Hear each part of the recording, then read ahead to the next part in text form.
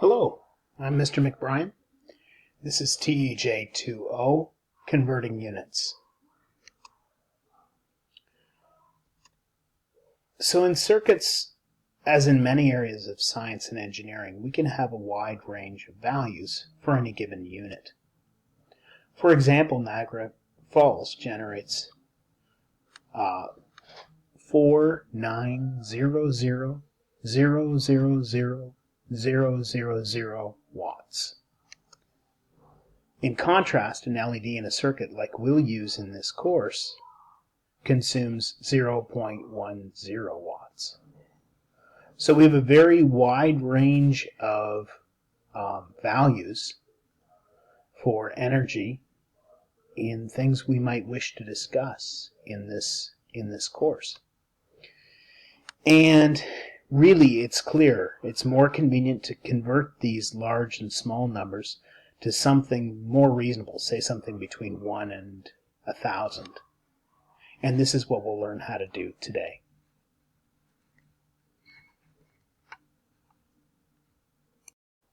Now you might argue, couldn't we just say million or billion in front of these units? And the answer is, of course, yes. But we'd have to come up with some kind of symbol because we can't write words like that on things like the output from multimeters. And it's not very concise. But maybe, just importantly, engineers and scientists like to make themselves sound smart, so they can't use something that the average person can easily understand. So instead of saying that Barrie's 114,000 meters away, we decide we want to say it's 114 kilometers away. So how do we do these kinds of conversions and do them successfully? Well, it's really pretty straightforward. To convert large numbers, we'll use prefixes like kilo for thousand, mega for million, giga for billion, and tera for thousand billion, or some people call it trillion. And so if we want to convert from meters to kilometers, we'll divide by 1,000. If we want to convert small numbers, then we use prefixes like milli for thousandth, micro for millionth, nano for billionth, and pico for trillionth. And so to convert meters to millimeters, we would multiply by 1,000. And as a basic overview, we have this table that is also reproduced on your worksheet. So these are the prefixes we'll need quite often in our course. For the large numbers, like I said, we have kilo, mega, giga, and tera.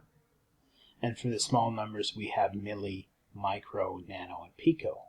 And if we want to make conversions between these things, it's really pretty simple.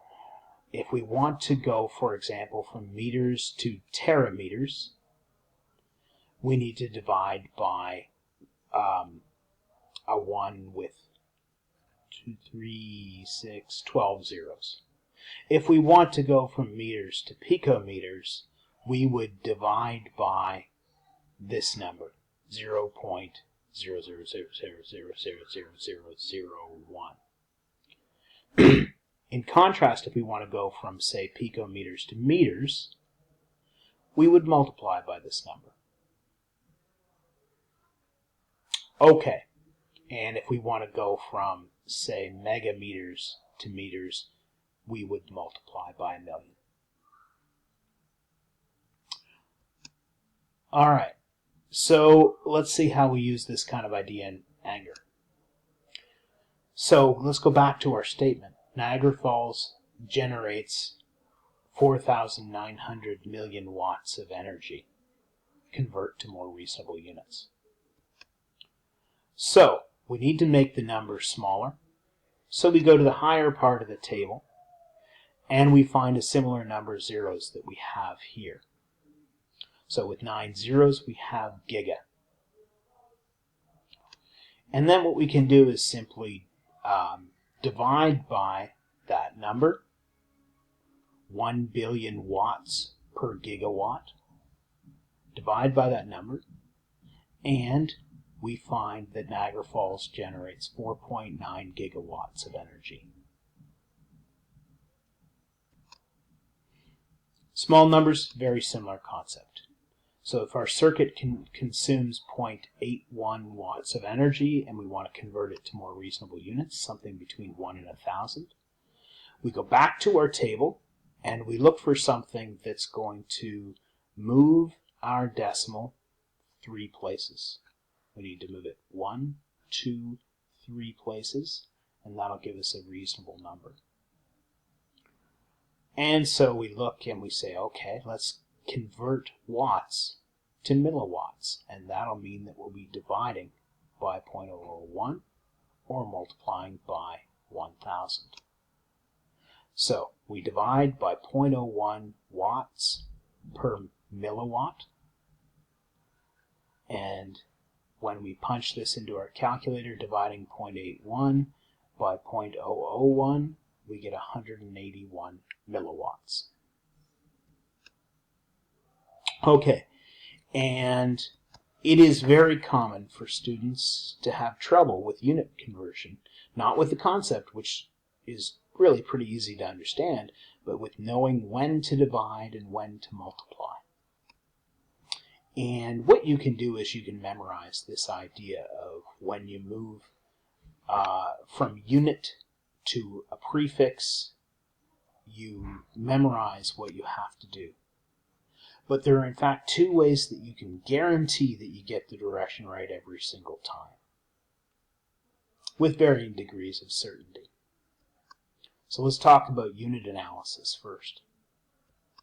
If you're good with algebra, you should be using unit analysis pretty much every time you apply an equation.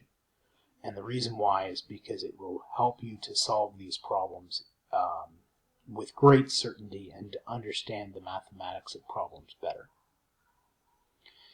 But it's also very powerful when it comes to unit conversions and with regards to making sure we go in the correct direction. So let's consider the prefix kilo or 1,000.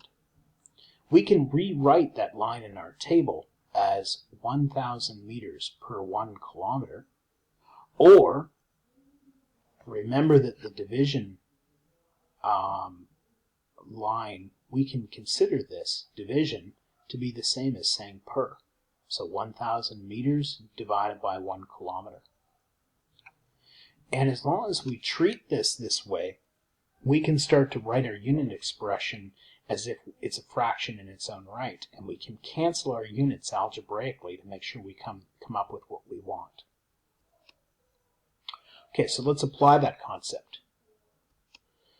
Let's say a mod is 0.0019 kilometers tall. Well, this isn't a very expressive way for us to look at that measurement. It would be more appropriate for us to choose different units. So what we can do is we can say, okay, instead of using kilometers, we should be using meters. And then we know that we use that idea of 1,000 meters per kilometer. And we multiply it out, and you can see that kilometers is on the bottom and on the top. So we can cancel these 2 out. 1 on the top, 1 on the bottom. They cancel out and leave us with just meters. And so we're canceling the units the same way we might cancel mathematical numbers. We can cancel them algebraically. And we get the answer of 1.9 meters. Kilometers canceled, leaving us with meters as our units. And hey, this looks pretty good, right? Well, let's imagine what happens if we make a mistake. Let's imagine we weren't quite sure what we were doing and we decided to divide instead of multiplying. And so we're still using the same conversion. We're trying to go from kilometers to meters because we know we should. But we decided to divide instead of multiplying. Well, the problem with this, of course, is we're going to get the wrong answer.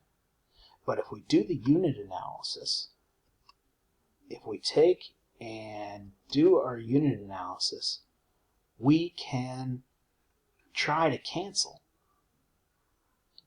And notice what happens.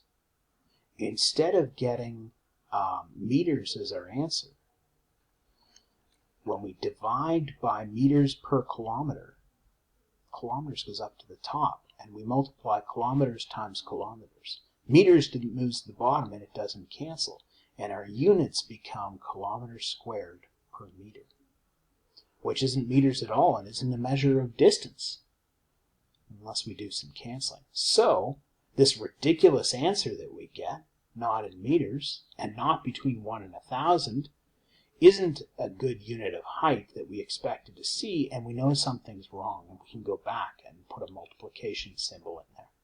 Similarly, if we'd multiplied by 1 kilometer per 1,000 meters, which could have been perfectly reasonable, if we multiplied that,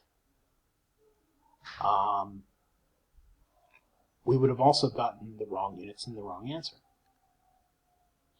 So unit analysis can point out to us when we're using the wrong expression. However, the third question is another way of looking at this problem. Every time you write down the answer to a given problem, you should ask yourself the 3 questions. What are the 3 questions? Are my significant figures correct? And you probably haven't studied this yet, and we'll worry about this later, both in grades 11, 12, and in university. We need to ask ourselves, did I include my units, and are they correct? Because numbers have no meaning without units. And the third thing we need to ask ourselves before we put an answer down is, does my answer make sense? And it's this third question that we can use to our advantage today.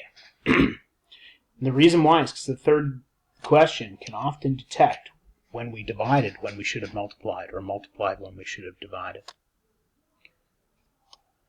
So the same mistake, we can look at it from a different perspective. Ahmad is 0.0019 kilometers tall. Convert to more reasonable units. And this time we're not secure in our unit analysis, so we're not going to try that. And we divide instead of multiplying again. But this time we're not examining the units, because we have a pretty good idea of what kind of answer we should get. We know Ahmad is going to be roughly 2 meters tall, and we can always make those kind of estimates. So when we make this mistake and divide instead of multiplying, we get this ridiculous answer of 0.00000019 meters tall. And this answer clearly is not correct if we're watching carefully. And we can look at this and we can say, hey, maybe we should have multiplied instead of dividing. So, I'd encourage you to always look at the evidence you have available to you when solving a problem, and make an estimate of what your number should be approximately. And if you don't see something like what you expect, go ahead and re-examine the problem. Okay, to summarize, when we have a wide range of values for variables, we can be forced to write a lot of zeros, either before or after the decimal point. Unit conversions allow us to use prefixes to stand in for zeros, to represent groups of 3 zeros in particular, and make numbers more manageable. So we can convert between units by multiplying and dividing by thousands, millions, and billions. And if we're tricky, we can make sure we're using the right approach, division or multiplication, by applying unit analysis and the third question. Okay, so go ahead and work on your homework worksheet, please.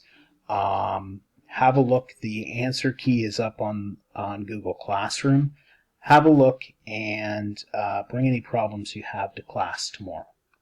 Thanks very much and have a good day.